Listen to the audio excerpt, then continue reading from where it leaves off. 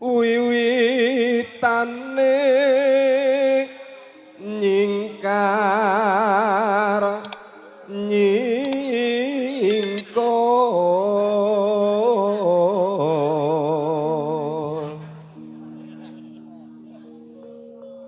lingsem yen mutan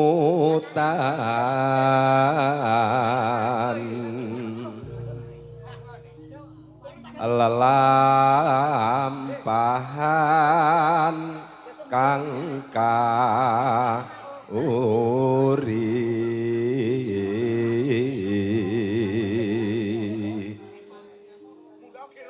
tresno tulus nadyan engku bok as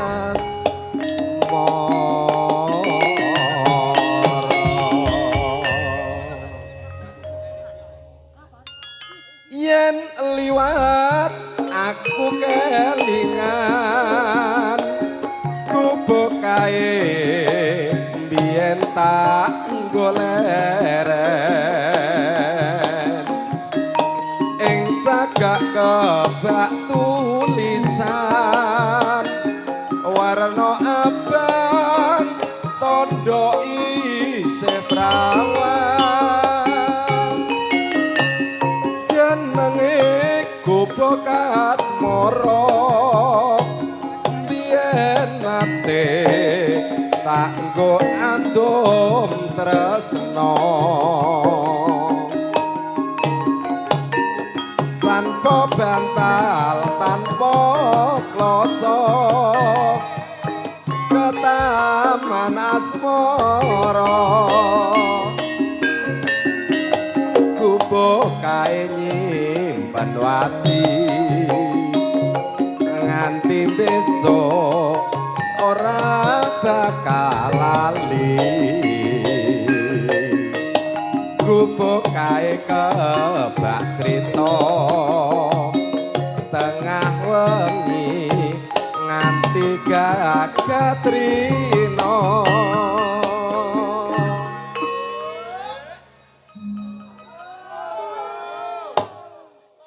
caketan sakjroning ati datan luntur saya merati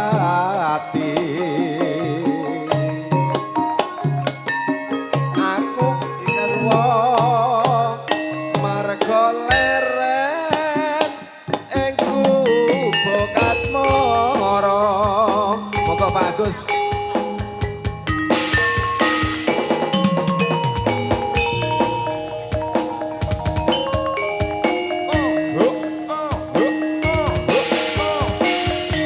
Mbak Tanti. Monggo Pak RT Agus 24. Kadang-kadang kula sedaya mawon. Yuk. Ibu-ibu. Iki ana kancane. Beksa. Yuk. Hei.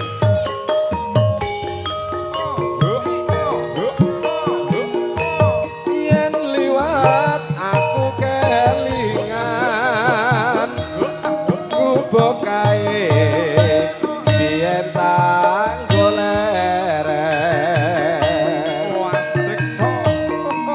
cagak kebak tulisan warna abang tondo isih prawan monggo ingkang sampun ketepuk gubuk asmara biyen nate tak nggo andum tresno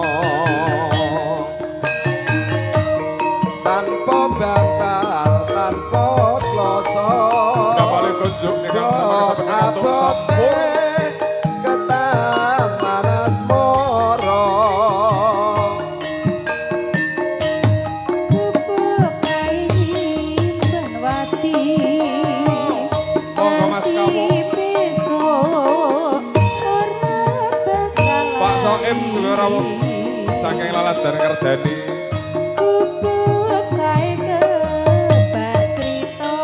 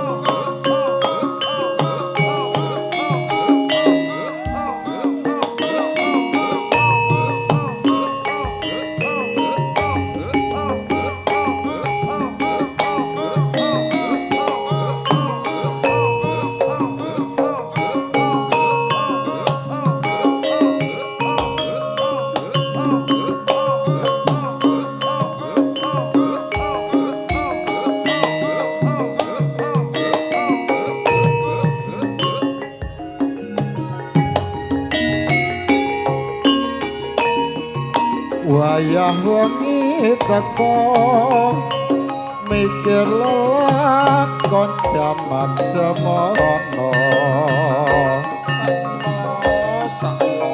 cobane nalikane urip karo kowe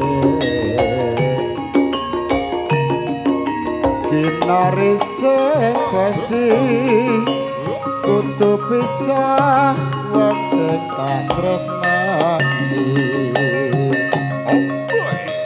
lunga suwe ing Sumatera ra ana kabare apa kowe ora kangen tak pikir tak angen-angen apa kowe ora krasa sejatine aku isih tresno aku mung memuji ing Sumatera muga enggal bali panggayuhe bisa kumpul kaya biyen kae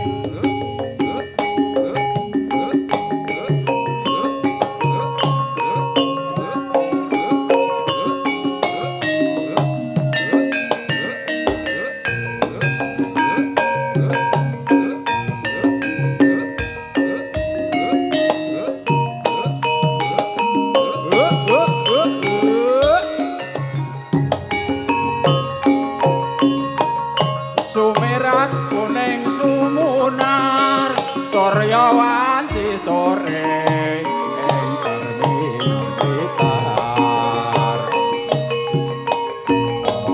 kaya nguntapake budalku karo kowe menyambut wangi gremet-gremet biang dalan wis harapan baru laku alon-alon kumrengenge suara mesin saya kebrungu banter ajar iketan ing mudamu aku senden atis titis rasane kyan ing sadalan-dalan kowe mulus-mulus rambutku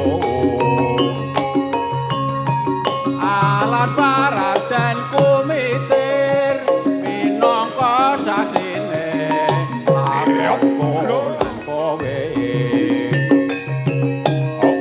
angete rasa tresnamu saya krasa nalika aras pipiku aku paten ana wae